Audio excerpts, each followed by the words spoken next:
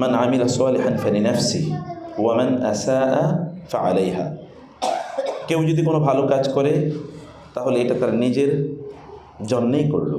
ওয়া মান আসাআ, কেউ যদি কোনো খারাপ কাজ করে তাহলে সেটা তার নিজেরই ক্ষতি করলো। ইমাম গাজালি রহিমাহুল্লাহ, আমি এবার একটা বই কিনেছি, বইটা হলো ইহয়া উলুমুদ্দিন। এটা অ্যাভারেজড ইংলিশ ভার্সন। ইহয়া উলুমুদ্দিন তো ইমাম গাজালির সবচেয়ে বিখ্যাত গ্রন্থ। আপনার the revival of the Islamic sciences বইটার নাম, মানে দিনী জ্ঞানের কি বলে রিভাইভকে, হ্যাঁ, পুনর্জাগরণ। তো সেটার বাংলা অনুবাদ হয়েছে, কিন্তু অনেক আগে ইসলামিক ফাউন্ডেশন করেছিল, কিন্তু এটাতে অনেক জাল জয়ীফ কথাও আছে। এগুলোকে বাদ দিয়ে এখন এটাকে আবার মুহাজ্জাব করা হয়েছে। করেছেন ইনি হচ্ছেন সালেহ আহমদ আশ-শামী, এই সময়ের সবচেয়ে বিখ্যাত ইসলামিক স্কলার মধ্যে একজন, সালেহ আহমদ শামী। তো এই কারণে বইটা আমি কেনাছি, ইংলিশ, মূলত বইটা আরবি ইংরেজি অনুবাদ হয়েছে। তো ওইখানে ইমাম গাজালি রাহিমাহুল্লাহ বলেছেন সেলফ লাভ মানে নিজকে ভালোবাসা। আপনি বলতে পারেন এটা তো খুবই খারাপ জিনিস, নিজকে ভালোবাসাই তো এই জগতের সবচেয়ে সমস্যার মূল। মানুষ কেবল নিজকে ভালোবাসে, অন্যকে ভালোবাসতে জানে না। সেলফ সেন্ট্রিক, বা যেটাকে আমরা বলি সেলফিশ, এই লোকটা সেলফিশ, আত্মকেন্দ্রিক। তো আত্মকেন্দ্রিকতা খুবই খারাপ জিনিস, কিন্তু এর একটা ভালো দিক আছে। আমরা পজিটিভ জায়গাটা আলোচনা করি না, নেগেটিভ জায়গাটা আমরা আলোচনা করি। তো সেলফ লাভ মানে কি? সেলফ লাভ মানে হচ্ছে আপনি এমন কোনো কাজ করা যেটা আলটিমেটলি আপনার কল্যাণ করবে।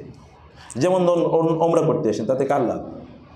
ইয়াস, আপনি টাকা you have spend your money এবং ইউর টাইম, ইউর এনার্জি, অনেক ভ্যালুয়েবল অ্যাপয়েন্টমেন্টস, অ্যাসাইনমেন্টস ইত্যাদি ছিল, অনেক কিছু কোরবানি করে এসে আপনি এখানে এসেছেন একটা ভালো কাজ করার জন্য। তো এই ভালো কাজ কিসের জন্য? ইউ লাভ ইউর সেলফ, আপনি আপনার নিজকে ভালোবাসেন, এই কারণে আপনি কাজটি করতে এসেছেন। মানুষ তার নিজকে ভালোবাসা ইজ ভেরি ইম্পর্ট্যান্ট। অধিকাংশ লোকই একটা ফেক সেলফ লাভের মধ্যে বসবাস করে, মানে একটা ভুয়া আত্মভালোবাসায় তারা নিমজ্জিত, অধিকাংশ লোকই। যেমন বহু লোকের দেখবেন সারা জীবন জুড়ে তারা কষ্ট করে অর্থ ইনকাম করার জন্যে শরীরের দিকে তাকায় না, পরিবারের দিকে তাকায় না, জীবনের দিকে তাকায় না। শেষ বয়সে আইসা এখন তার শরীরও টিকে না, পরিবারও টিকে না, জীবনও টিকে না, তিনটাই শেষ। যেটার পেছনে সে ঘুরেছে ওইটা তার কোনো কাজেই লাগলো না। তার যৌবন শেষ করেছে অথবা জীবন শেষ করেছে, এখানে শেষের বয়সে এসে দেখলো তিনটার একটাও নাই, পরিবারও নাই। ইন দ্য মেইন টাইম পরিবারকে সময় দেন, এই কারণে পরিবার lost, connection with the children it is already lost. এখন বাচ্চারা তাকে চেনে না, ওই রকম ভালোবাসে না। তারা এসে তাকে বলে না, ড্যাড আই লাভ ইউ, বাবা আমি তোমাকে প্রচণ্ড ভালোবাসি, আই মিস ইউ, মা আমি তোমাকে প্রচণ্ড মিস করি, এ কথা বলে না, কারণ ওই তো অ্যাফেকশন এটা ডেভেলপ করেনি তাদের মাঝে। আবার ব্যক্তি তার শরীরকে নষ্ট করে কি করেছে, তিনি ইনকাম করেছে, এখন ওই শরীরকে ঠিক করার জন্য তার সকল পয়সা খরচ যাচ্ছে, কিন্তু শরীরটা ঠিক হয় না। কারণ এটা তো একটা এইজ আছে, একটা সময় আছে যখন এটা একটা ন্যাচারাল অবস্থা থাকবে, সে তো আর পূর্বের অবস্থায় কোনো অবস্থা আসবে না। আবার এগুলোর পেছনে করতে গিয়ে তিনি তার নিজের আখেরাতি জীবনে যে কল্যাণ হবে, কল্যাণের জন্য খুব বেশি ইনকাম করতে পারেন না, আর্ন করতে পারেন না, অর্জন করতে পারেন না। এখন কেবল আফসোস করছে, আহারে এখন দাঁড়াইলে কোমর ব্যথা করে, দীর্ঘক্ষণ দাঁড়িয়ে থাকতে পারে না, সেজদা দিতে গেলে দম বন্ধ হয়ে যায়, দীর্ঘক্ষণ সেজদা দিতে পারে না, মুখস্থ করতে পারে না দোয়া টোয়া কিছুই, দোয়া মুখস্থ হয় না, লম্বা সূরা মুখস্থ হয় না, এ কারণে লম্বা করে নামাজ আদায় করতে পারে না, অনেক প্রবলেম। তাহলে করছে কি? এটা কি সেলফ লাভ? তিনি আসলে কার ভালোবাসা করেছেন? তিনি যদি ফ্যামিলির ভালোবাসা করেন তাহলে that could become a virtue. ঠিক আছে, আমি পরিবারের ভালোবাসায় আমি এত কষ্ট করেছি, তাও না, কিন্তু পরিবারের ভালোবাসা তো পরিবারকে সময় দেয়া, তাদেরকে ভালোবাসা মানে তাদের কল্যাণের জন্যে কাজ করা। এখন কল্যাণটা কি? আমরা আসলে কল্যাণ কী বুঝেছি? আমি একদিন আসতেছিলাম এক হসপিটালের পাশে দিয়ে, ওখানে যে মহিলা গড়াগড়ি করে কাঁদতেছে। কারণটা কি?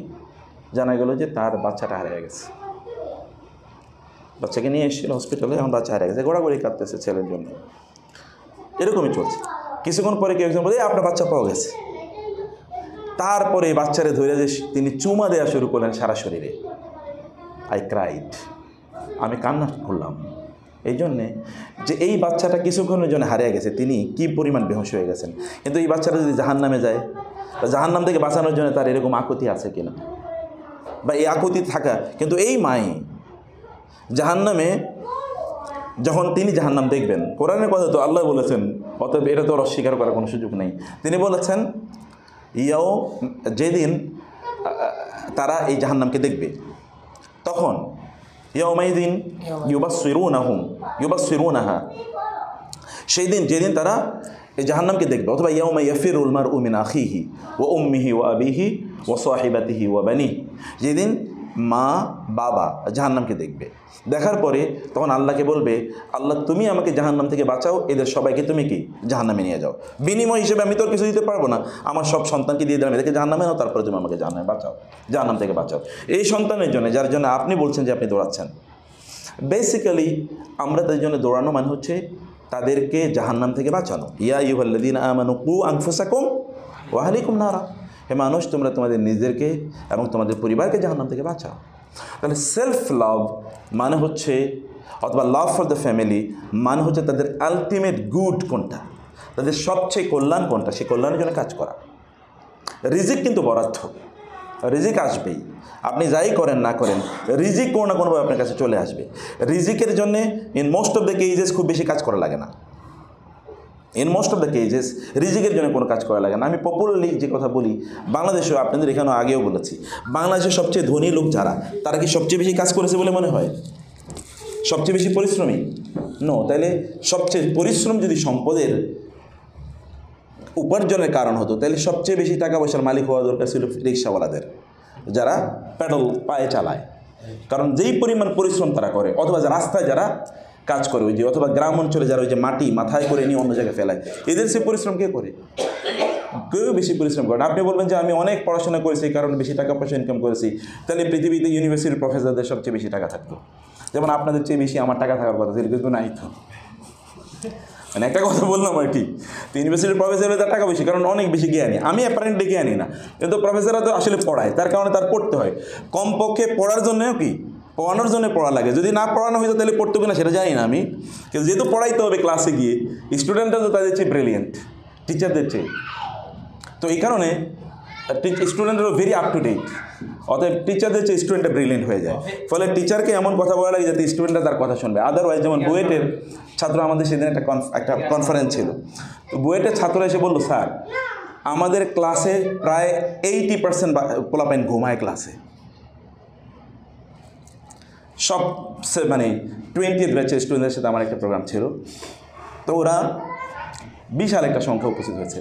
তো পরে এসে বলে, দেখেন সে আমাদের ক্লাসে 80% স্টুডেন্ট ঘুমায় ক্লাসে, কারণ ওরা মনে করে এই স্যার কী বলতেছে এগুলি, আমি তো তার চেয়ে বেশি জানি।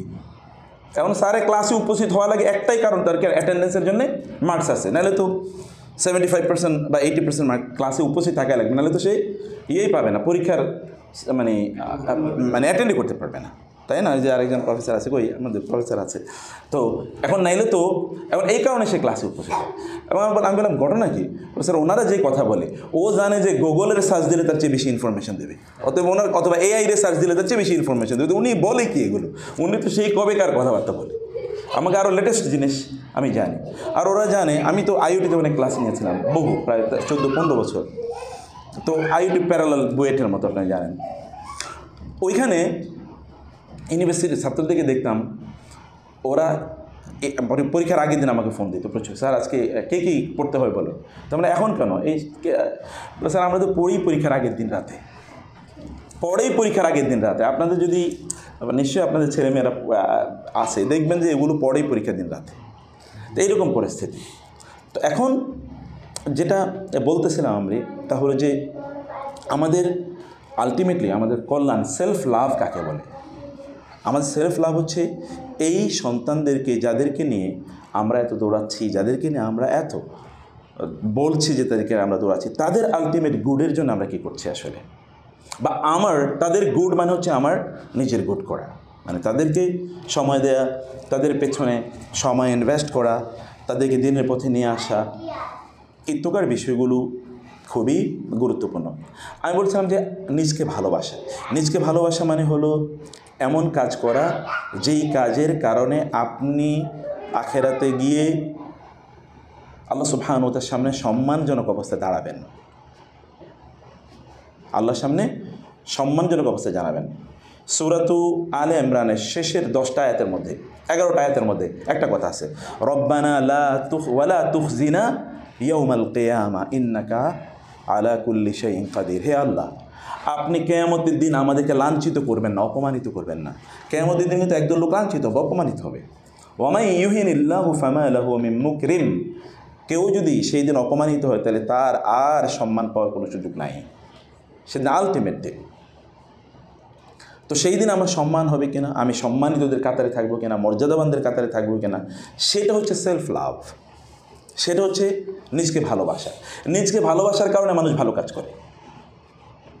আপনি যাদের জন্য করছেন বলে মনে করছেন, আলটিমেটলি তাদের এটুকু কতটুকু কাজে লাগবে তাও জানি না, আমাদের নিজের কতটুকু কাজে লাগবে আমরা তাও জানি না। তাহলে আমরা এগুলো কেন করছি, এত কিছু আমরা কেন করার চেষ্টা করছি?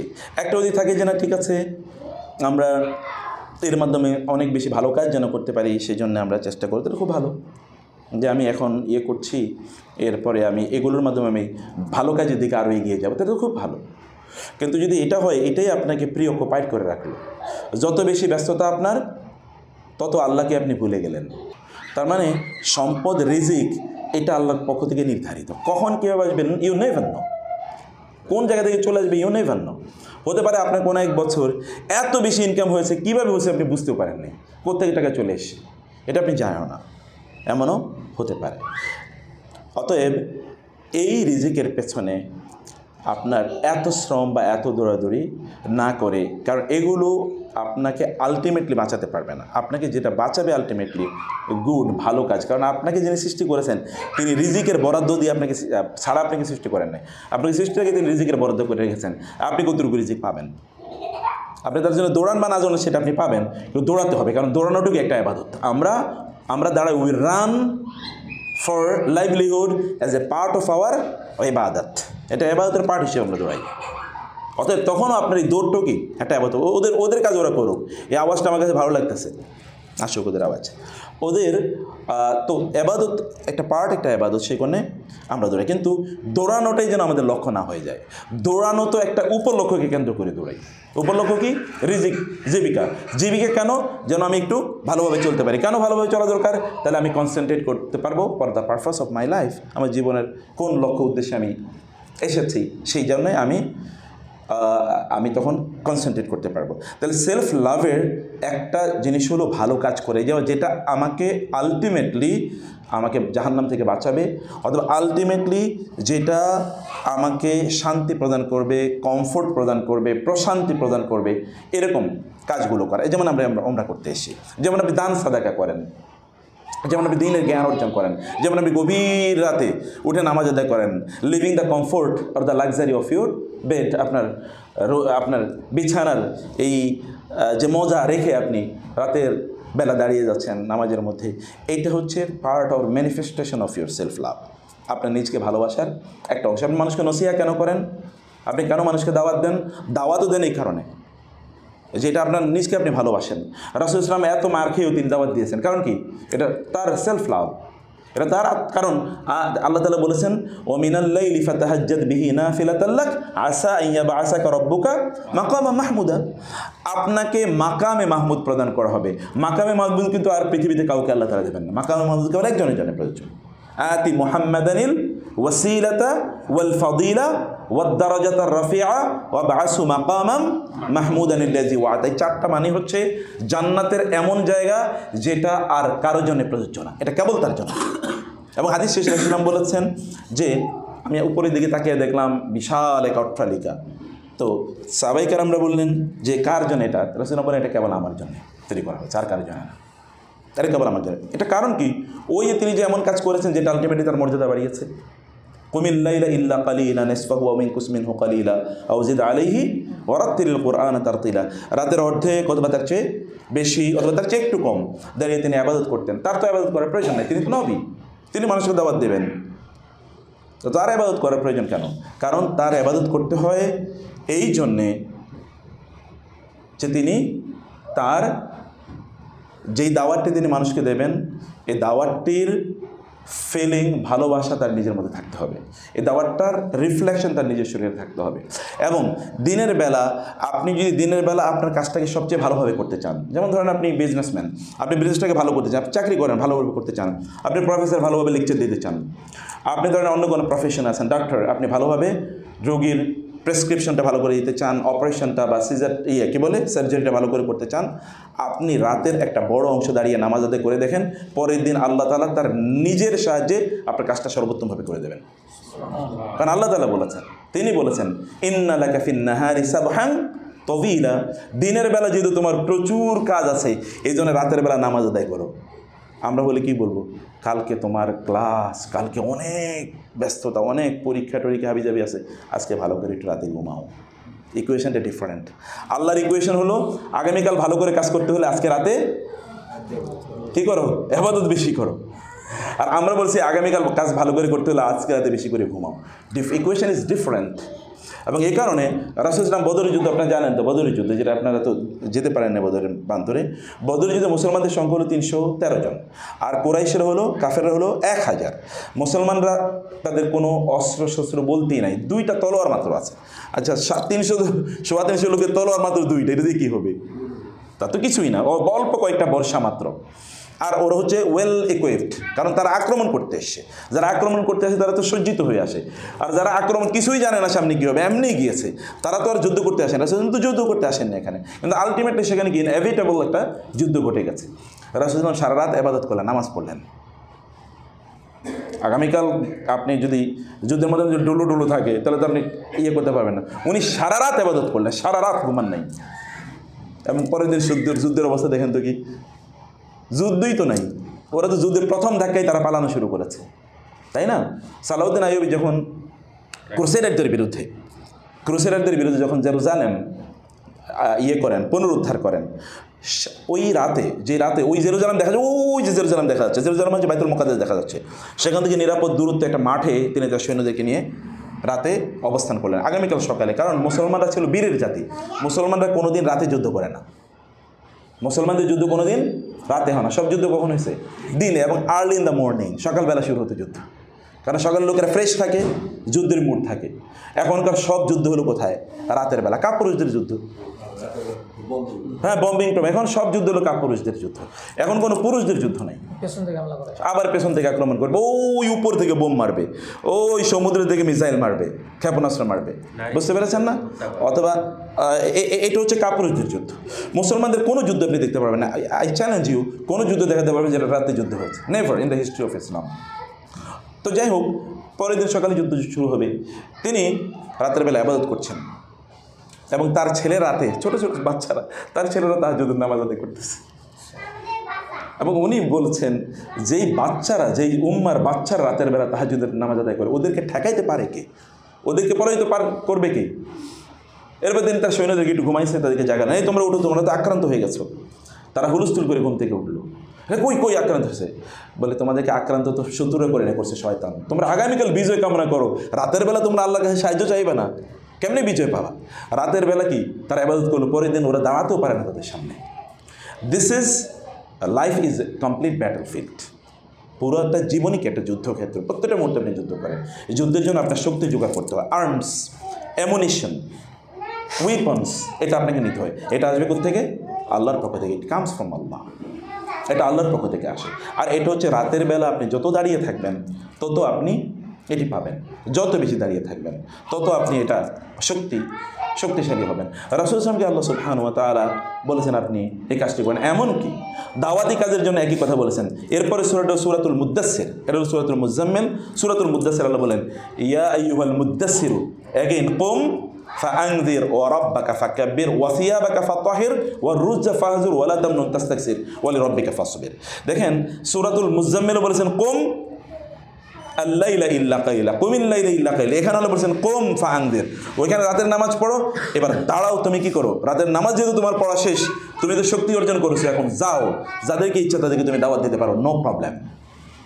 তুমি এখন যে দাওয়াত দিতে পারো, কারণ দাওয়াত দিতে গেলে তোমাকে চ্যালেঞ্জ করতে পারবে না কেউ।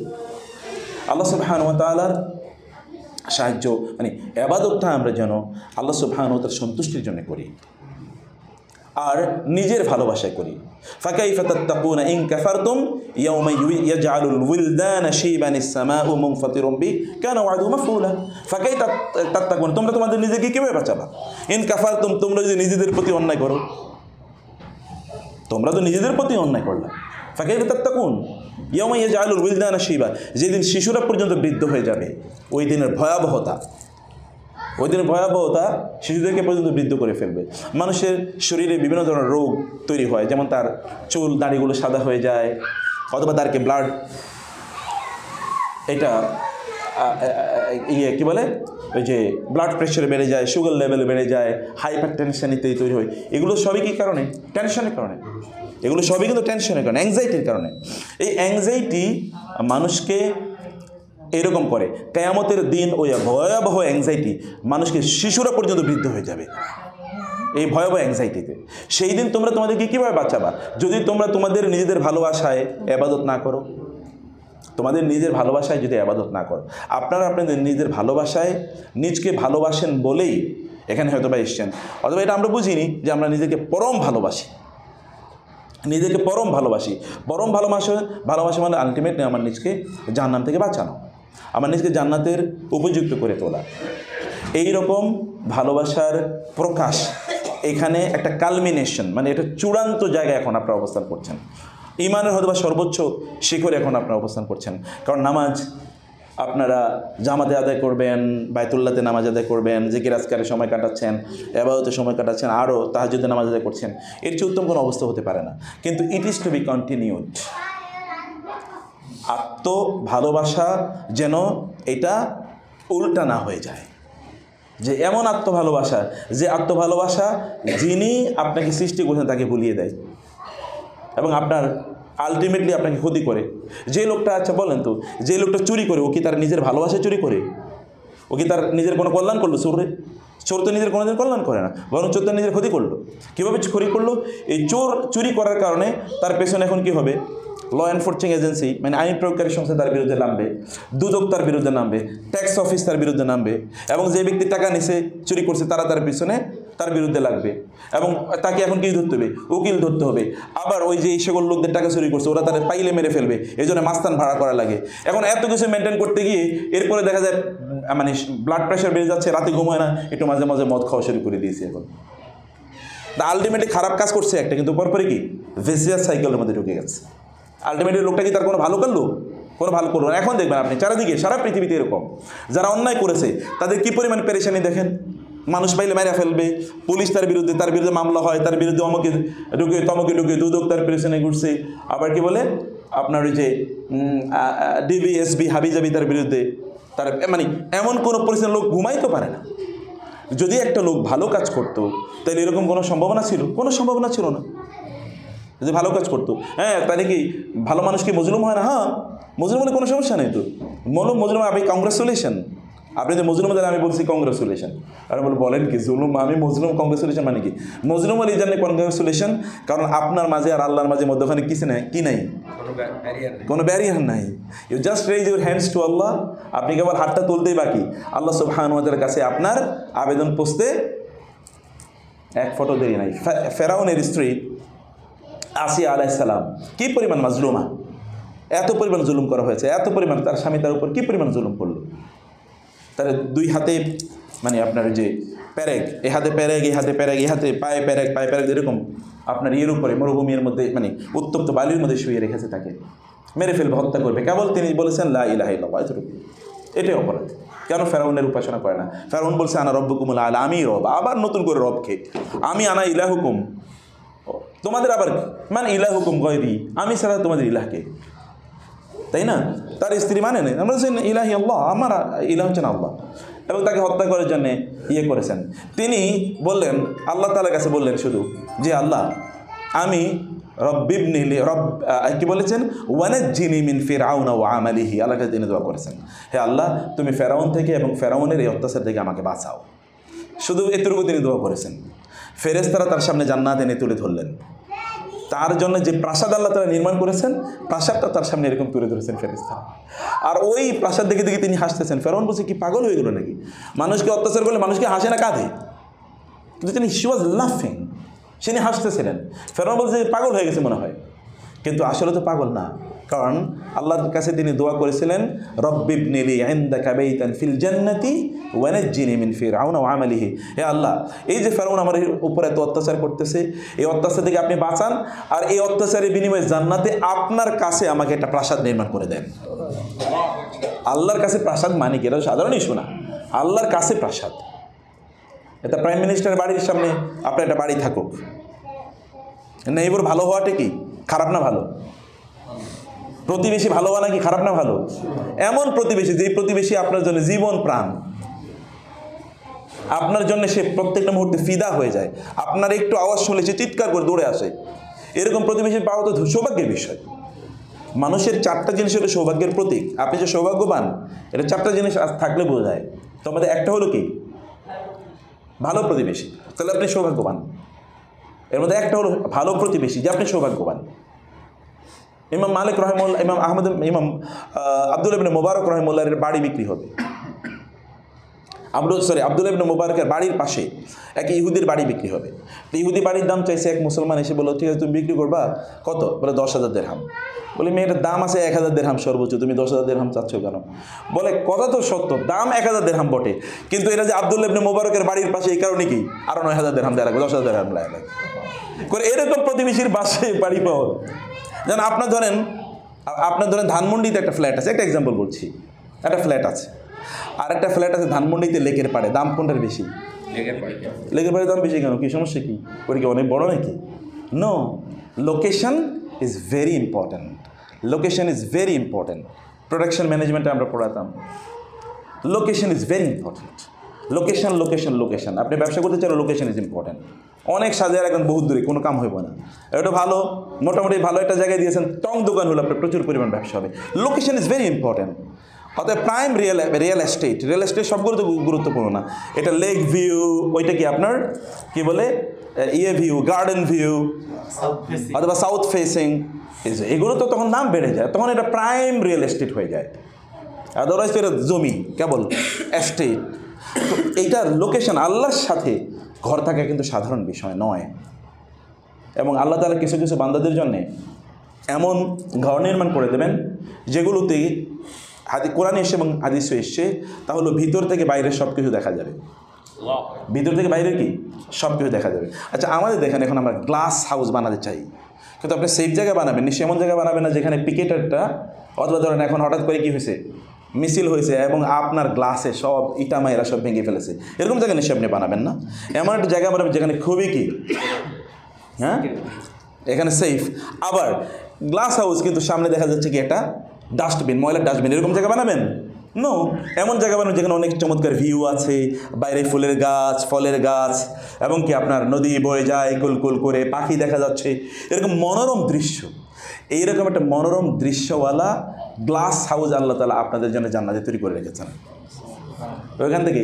কারণ এখন মডার্ন লাক্সারি হলো, বাড়িতে সবচেয়ে দামি বিল্ডিংগুলোতে কি থাকে, পুরোটা গ্লাস দিয়ে। সবচেয়ে দামি বিল্ডিং বাংলাদেশেও দেখবেন, সবচেয়ে দামি বিল্ডিং গ্লাস অনেক অনেক বেশি। ইউরোপে গিয়ে দেখবেন যে সবচেয়ে দামি বিল্ডিং মানে কি পুরোটাই গ্লাস একদিকে, কারণ ওইখান থেকে বাইরের মনোরম দৃশ্যগুলো দেখা যায়। আপনি দেখবেন এই যে বিভিন্ন জায়গায় আপনাদের যে অফিসগুলো আপনার নেন, অফিসে বড় করে গ্লাস। এখন তো যেই সকল বাসা বাড়িগুলোতে জানালাটা একেবারে ফ্লোর পর্যন্ত থাকে, ওগুলোর দাম বেশি না কম? ওগুলোর দাম বেশি, ওগুলোর দাম বেশি, কারণ গ্লাস একেবারে জানালা পর্যন্ত। তাহলে আপনি বাইরের ভিউটা পুরো দেখতে পাবেন। জান্নাতে এরকম কোটি কোটি ব্যবস্থা করে রেখেছেন আল্লাহ সুবহানাহু ওয়া তাআলা, বাইরে থেকে সব দেখা যাবে, সব মনোরম দৃশ্য। কিন্তু আবার আপনার প্রাইভেসিরও কোনো সমস্যা হবে না, কারণ কেউ আবার তাকাবেন আপনি কী করতেছেন।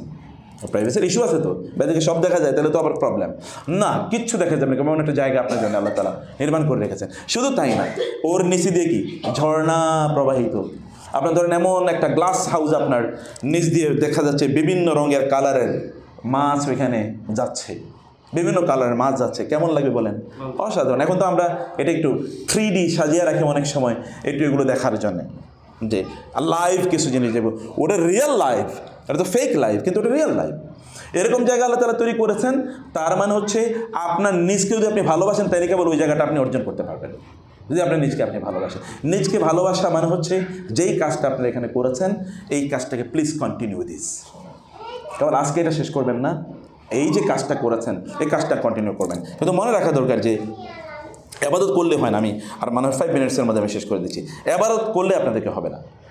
বাইতুল্লাহ নির্মাণ কেমন বড় এবাদত হতে পারে বলেন তো? বাইতুল্লাহ, আল্লাহর ঘর নির্মাণ কেমন বড় এবাদত হবে? আপনি যদি বলা হতো, এখন তো আল্লাহ বাঁচাইছে আমাদেরকে যে এখানে কোনো টাকা পয়সা মসজিদে দান সাদাকা নেয় না। যদি আমাদের দেশের মতো মসজিদে টাকা পয়সা নিত, তাহলে এখানে টাকা তোলার জন্য হয়তো বা কয়েক হাজার লোক রাখা রাখতো, কারণ আমরা প্রত্যেকেই বাইতুল্লাহতে কিছু টাকা দিতে চাইতাম, তাই না? সবাই গরিব দুঃখী প্রত্যেকেই দিতে চাইতাম যে আল্লাহর ঘরে একটু টাকা দিয়েছে, তাই না? কি বড় সম্মানের এটা, মানে আমি ইমোশনের জায়গাটা বলছি। তাহলে যিনি নির্মাণ করছেন এককভাবে, তার মর্যাদার লেভেল থাকে। বাপ ছেলে মিলে যখন বাইতুল্লাহ নির্মাণ করছে, তারা বুঝছে এতটুকুই যথেষ্ট না, এত বড় কাজ করছি বলে আপনারা মনে করতে পারেন, কিন্তু আল্লাহ যদি কাজটা কবুল না করে তাহলে লাভ কি? বাপ এবং ছেলে এই বাইতুল্লাহ নির্মাণ করার পর তারপরে আল্লাহর কাছে হাত তুলে বলেন, রব্বানা তাকাব্বাল মিন্না ইন্নাকা আনতাস সামিউল আলিম, আল্লাহ তুমি কবুল করে নাও, তুমি তো সর্বশ্রোতা সর্বদ্রষ্টা, সবচেয়ে বেশি জানো। তুমি জানো আমাদের অন্তরের খবর, কেন আমরা করেছি, তুমি জানো আমরা তোমার কাছে কি প্রার্থনা করছি, অতএব তুমি আমাদের কাজটা কবুল করে নাও। আল্লাহ তাআলার কাছে ইবাদত করার পর আল্লাহর কাছে দোয়া করতে হয়, আল্লাহ তাআলা যেন এই ইবাদতগুলো কবুল করে নেন। কবুল করে না নিলে এই ইবাদতের কোনো মূল্য নাই। What is the difference between হজ এবং ওই যে ওদের তীর্থযাত্রা? আরও কি যেন ওরা বিভিন্ন জায়গায় যায় না, হিন্দুরা কোথায় যেন যায়, ওরা স্নান করতে, ওদের তীর্থযাত্রা আছে। তো তীর্থযাত্রা ধরেন তারা গঙ্গায় যাবে ইত্যাদি দিতে যায় তারা, তো তাদেরও তো একটা কি, ওইটাও তাদের রিচুয়াল, আমাদেরও একটা রিচুয়াল। তো এই দুটোর মধ্যে পার্থক্য কী? আচ্ছা আমি এদের কথা বাদ দিলাম, এখানকার তো জাহেলি যুগে তো লোকেরা হজ করেছে, তাদের হজের আমাদের হজের মধ্যে পার্থক্য কী? বেসিক পার্থক্যটা কি? আচ্ছা ওরাও দান করে, আমরাও দান করি, ওরা করে চ্যারিটি, আপনি করেন সাদাকা, হজের ইজ ডিফারেন্স, একই তো কাজ।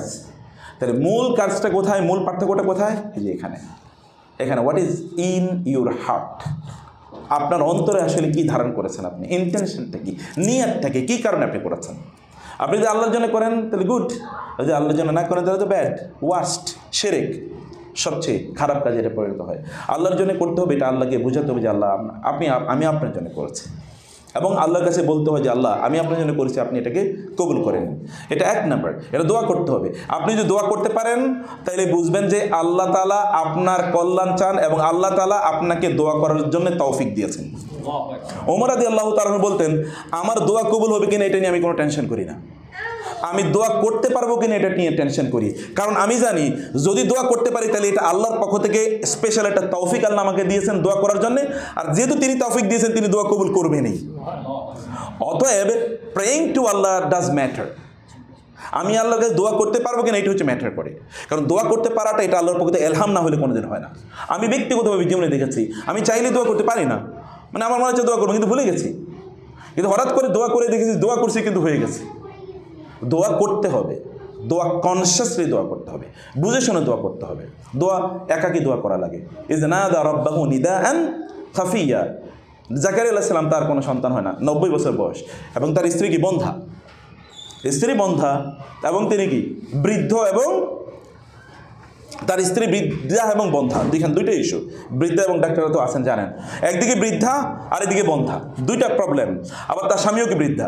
এই বৃদ্ধ বয়সে সন্তান হয় এরকম পৃথিবীতে 2-1টা রেকর্ড দেখান তো, আপনার সমসাময়িক 2-1জন একটা দেখান যার 90 বছর বয়স এরকম একজন মহিলার সন্তান হয়েছে, আপনি কোনো রেকর্ড দেখাতে পারবেন না। চ্যালেঞ্জ, আমি জানি না, আমার কাছে কোনো রেকর্ড নেই, কেবল কোরআনে আমরা দেখেছি। তো একজন নারী তার বয়স প্রায় 87, 88, আবার তিনি বন্ধা, এত বছরে তার কোনো সন্তান হয় না। এমনি তো নারীদের 40 বছরের পরে তাদের সন্তান হওয়াটা ইট ইজ ডিফিকাল্ট, এবং এই পৃথিবীতে এখন নারীদের সন্তান কম হয় একটাই কারণ, তাহলে বিয়ে হয় কি পরে, যত লেট ম্যারেজ তত সন্তান হওয়ার সম্ভাবনা কি কমে যায়, তত সন্তান হওয়ার সম্ভাবনা কমে যায়, বিভিন্ন কারণে কমে যায়। এটা মেডিকেল ইস্যু, আমি সেটা বলছি না। তো এখন এরকম একজন নারী কেমনে সন্তান হয়? এই জাকারিয়া আলাইহিস সালাম একাকী খাফিয়া, খাফিয়া হচ্ছে গোপনে আল্লাহকে বলেন, আল্লাহ আমি জানি এমন একটা বয়সে পুষছি, এই বয়সে সন্তান হওয়ার মতো না, আমার স্ত্রী এরকম, কিন্তু আল্লাহ আমার তো সন্তান লাগবে, আমি তোমার কাছে চাই তুমি আমাকে সন্তান দাও, তুমি আমাকে রব্বি লা তাযারনি ফারদা ওয়া আনতা খায়রুল ওয়ারিসিন ওয়া ইন্নী খাফতুল মাওয়ালিয়া মিন ওয়ারাই ওয়া কানা আমতিন ওয়ারিতু আকিরা ফাহাবলি মিন লাদুনকা ওয়ালিয়া ইয়ারিসুনি ওয়ারিসু মিন আলি ইয়াকুব ওয়াজআলহু রাব্বি রাদিয়া। সূরা মারইয়াম, এটা বাসায় গিয়ে পড়বেন, সূরা মারইয়ামের প্রথম ঘটনাগুলো পড়বেন। তো আল্লাহ সুবহানাহু ওয়া তাআলা জাকির আলাইহিস সালাম দোয়া করতেছেন, নামাজের মধ্যে দোয়া করছেন। এই নামাজের মধ্যে ফেরেশতা এসে বললেন, আল্লাহ তাআলা সুসংবাদ দিচ্ছেন আপনার একটা ছেলে হবে, এবং তার নামও আল্লাহ রেখে দিয়েছেন, তার নাম হবে কি ইয়াহিয়া। ওর বলে কি আমার ছেলে মানে আমি বৃদ্ধ, আমি চাইছি আল্লাহর কাছে, বাট আমি ডাউট করি না, সন্দেহ করি না, কিন্তু হবে কীভাবে? তখন আল্লাহ তাআলা ফেরেশতারা বললেন, আল্লাহ তাআলা তো আপনাকে যেভাবে বানাইছেন এভাবে আপনার সন্তানকে আল্লাহ সুবহানাহু ওয়া তাআলা বানিয়ে পারেন। একই সিস্টেম, নতুন কোনো সিস্টেম নেই এখানে। আল্লাহ তাআলা চাইলে আপনার কাছে যেটা ইম্পসিবল সেটা কি আল্লাহর কাছে ইম্পসিবল? আপনার কাছে ইম্পসিবল হতে পারে, আল্লাহর কাছে তো ইম্পসিবল না। আল্লাহর কাছে চাইতে অনেক বড় কিছু। সুলাইমান আলাইহিস সালাম আল্লাহর কাছে কি চাইছিলেন? সুলাইমান আল্লাহর কাছে চাইলেন, আল্লাহ তুমি আমাকে এমন রাজত্ব দাও এর যেই রাজত্ব পৃথিবীর কাউকে তুমি আর দেবা না। শুধু এতটুকুই বলছি। এরপরে কি হয়েছে ঘটনাটা দেখেন। আল্লাহ সুবহানাহু ওয়া তাআলা সুলাইমান আলাইহিস সালামকে যে রাজত্ব দিলেন এই রাজত্ব আজ পর্যন্ত পৃথিবীর কাউকে দেন নাই। সুলাইমান আলাইহিস সালামের রাজত্বের কয়েকটা ইস্যু বলি। এমনি তো ফিজিক্যাল রাজত্বের কথা বলছি, কিংডম, তার মতো কিংডম বলা হয় যে ব্রিটিশদের রাজত্বে নাকি কি সূর্য ডুবতো না। সুলাইমান আলাইহিস সালামের রাজত্বে সূর্য ডুবতো না, এত বড় রাজত্ব ছিল। সুলাইমান আলাইহিস সালামের জন্য কাজ করতো কারা? পাখিরা। ওই হুদুদ পাখির নাম মনে আছে না আপনাদের? ওই যে সাবা, 1000 মাইল দূরে। কোথায় সাবা? ওই সাবাতে একজন মহিলা ওই এলাকা রাজত্ব করে। ওই 1000 মাইল দূরে গিয়ে ওই পাখি এসে বলেছে সুলাইমানকে যে ওইখানকে তো একজন মহিলা আছে, তার নাম হচ্ছে এরকম এরকম, তিনি এবং তার জাতি মূর্তি পূজা করে, সূর্যের পূজা করে, আল্লাহর ইবাদত করে না। তো আপনি তাদেরকে, সুলাইমান আলাইহিস সালাম আছে ঠিক আছে আমি দেখতেছি। এরপরে এটা ধরেন একটা জিনিস, এবং তিনি পিঁপড়ার ভাষা বুঝতেন। আমরা কারা কারা পিঁপড়ার ভাষা বুঝি? পিঁপড়ার ভাষা তিনি বুঝতেন। ওই যে পিঁপড়ার মানে একটা উপত্যকা দিয়ে যাচ্ছিলেন, তখন একটা পিপিলিকা বলে উঠলো, হে পিঁপড়ার গোষ্ঠী তোমরা তাড়াতাড়ি গর্তে ঢুকো, কারণ সুলাইমান এবং তার এই বাহিনী তোমাকে না বুঝে তোমাদেরকে পিষ্ট করে ফেলবে। পিঁপড়ার ভাষা বুঝতেন। 2 নম্বরে আসেন। 3 নম্বরে তার জন্য কাজ করতো কারা? এত বিশাল রাজত্ব পরিচালনা করার জন্য আল্লাহ তাআলা তাকে জিন দিয়ে দিলেন, যে জিনরা তার জন্য কাজ করে, এবং জিনরা বিশাল বড় বাহিনী, তো তাদেরকে খাওয়াতে হবে, তো বিশাল বড় তার সৈন্যবাহিনী। এই সৈন্যবাহিনীকে খাওয়ানোর জন্য আল্লাহ তাআলা জিনদেরকে দায়িত্ব দিয়ে দিলেন। জিনরা তার জন্য কী করছে? ফসলের জমিন চাষ করতেছে জেনেরা, মাছ ধরে নিয়ে আসতেছে জেনেরা সমুদ্র থেকে, ওইখান থেকে মুক্তা সেচে নিয়ে আসতেছে জিনেরা, তার জন্য বিল্ডিং অট্টালিকা নির্মাণ করছে। জিনদেরকে দিয়ে আল্লাহ তাআলা তার কাজ করাই দিচ্ছেন, কারণ মানুষের পক্ষে কাজ করানো সম্ভব না। 2 নম্বর। 3 নম্বর বিষয় হচ্ছে তার তো বিভিন্ন জায়গায় ঘুরতে হয়, এত বিশাল রাজত্ব, এখন তো আর আপনার প্লেন আছে, পার্সোনাল জেট ইত্যাদি ইত্যাদি দিয়ে আপনি যেতে পারেন, কিন্তু উনি যাবেন কীভাবে?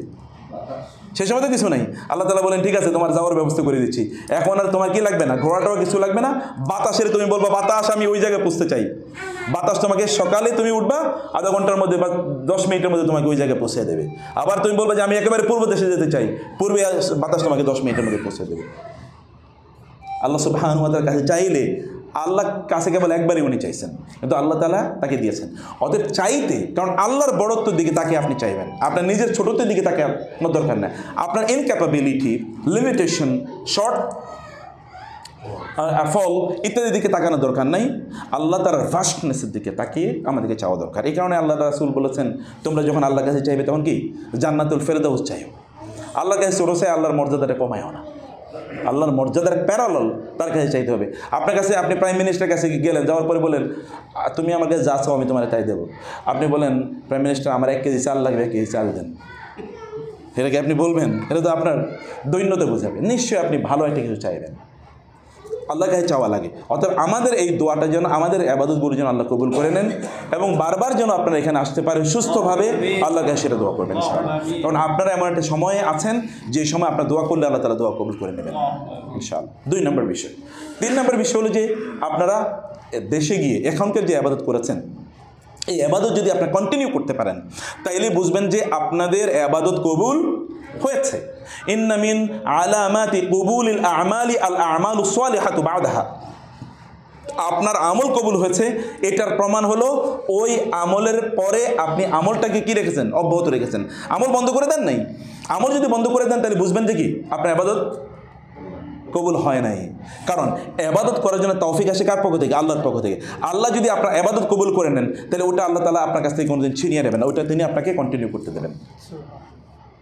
সেটা কন্টিনিউ করেন যতটুকু, যেমন নামাজ জামাতের সাথে আদায় করেছেন এবং অন্যান্য যে কাজগুলো করেছেন এর মধ্যে আপনারা থাকেন। আল্লাহ সুবহানাহু ওয়া তাআলার জন্যে গোটা জীবনকে আল্লাহর জন্য দিয়ে দেওয়া যায়, এটা মানে আপনার প্রফেশনাল লাইফকে স্যাক্রিফাইস করে দিতে হবে, নট নেসেসারিলি আপনার প্রফেশনাল লাইফটাও আল্লাহর জন্যে হতে পারে, বা সেটাও আল্লাহর ইবাদত হতে পারে।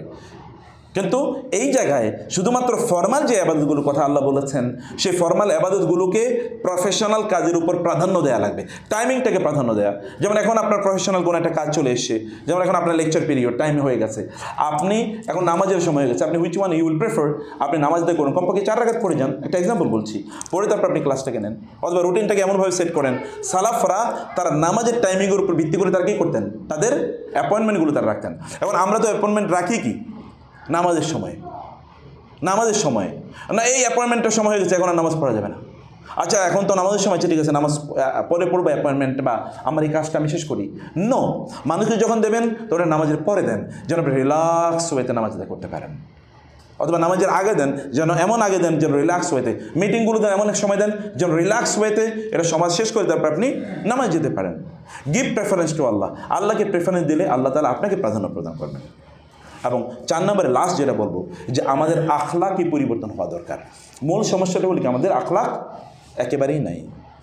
আখলাক একেবারে না। আপনি অথবা আমি মনে করতে পারি ওমরা করে গেছি, এখন লোকেরা আমার সাথে কথা বলার আগে যেন একটু হুঁশ করে কথা বলো, তুমি জানো আমি ওমরা করে এসেছি, ভাব, তাই না? আবার তখন এলাকার মানুষই, কারণ আপনার চুল তো নাই, এলাকার মানুষ দেখলেই মনে আপনি ওমরা করেছেন, হ্যাঁ ভাই আলহামদুলিল্লাহ আলহামদুলিল্লাহ আলহামদুলিল্লাহ, আল্লাহ শুকর করে এসেছি। আসলে আলহামদুলিল্লাহ তো আপনি মন থেকে বলেন, ওই লোকেরই শুনাই দেন কিছু একটা হয়েছে। আলহামদুলিল্লাহ তো ভেতর থেকে আসতে হবে, ভেতর থেকে আসতে হবে। কারণ আমাদেরকে ধরেন অনেকে দেখার পরে, ও আপনার ওই লেকচারটা শুই না, আমি তো খুব ভালো লাগছে, আমরা ওখান থেকে কিছু শিখছি। এখন দায়ীদের মধ্যে আলহামদুলিল্লাহ আলহামদুলিল্লাহ, ভাই দোয়া করেন আল্লাহ তাআলা যেন আমাদেরকে কবুল করে নেয়। আসলে এই ব্যক্তি অন্ত থেকে বলেন, এটা তার কি অহংকার থেকে বলছে। এই সকল দায়ীদের জন্য জাহান্নামের সর্বনিম্ন অবস্থা আছে। সেও তো মনে করছে বহুত লোক তার সিনে সালাম দেয়, কী যেন হয়ে গেছে, তার কিন্তু আমল নিতেই দুনিয়ায় সব শেষ, দুনিয়া সব পায়ে গেছে। তো আপনি আমল করেছেন, এটা মানুষের কাছে এক্সপোজার যেন ওইভাবে না হয়, মানুষকে এই ফিলিং না দেয়া। একটু আগ বাড়ে এখন ইবাদত করে গেছেন, এখন সবাইকে ডাকবেন, একটু ভাই ওমরা থেকে আসলাম তো আসেন একটু চা খাই একসাথে, আগে ওমরা থেকে আসি, এটা একটু বলি, ভাই ওমরা থেকে আসি তো এই কারণে এতদিন দেখেন নাই, ভাই কেমন ছিলেন, আমি এই কয়েকদিন ছিলাম না তো বাংলাদেশে, একটু ওমরা করতে গেছিলাম, মানে কথায় কথায় ওমরা। শ্বশুরের দেখতে গেছে হলো জামাই, তো যাওয়ার সময় নিয়ে গেছে আঙ্গুর। এখন বাসায় এসে ওয়াইফেরে বলতেছে, জানো আজকে তো আব্বাকে হসপিটালে দেখতে গেছিলাম, শ্বশুর বাবাকে, তো যাওয়ার সময় দোকানে দেখলাম খুব ভালো কিছু আঙ্গুর নিয়ে গেছিলাম। তো ওয়াইফ তো ভালো আছে, ঠিক আছে। আর দেখছো আঙ্গুরগুলো দেখে কিন্তু উনি খুব পছন্দ করছে, আঙ্গুরগুলো আমারও খুব পছন্দ হয়েছিল, এত ভালো আঙ্গুর। আর উনি নেয়ার পরে না আঙ্গুরগুলো উনি কিছু খাইছেন, আবার ওখানে আরও কিছু লোক ছিল ওরাও আঙ্গুরগুলো পছন্দ করছে, সব আলোচনা কি প্রায় 20 বার এর মধ্যে আঙ্গুরের কথাই বলছে। তো আমাদের আলোচনায় যেন, আমাদের কথাবার্তা যেন কোনো অবস্থায় না ভেসে উঠে যে আমরা একটা ইবাদত করে এসেছি অথবা এটা মানুষকে জানাই, এটা না।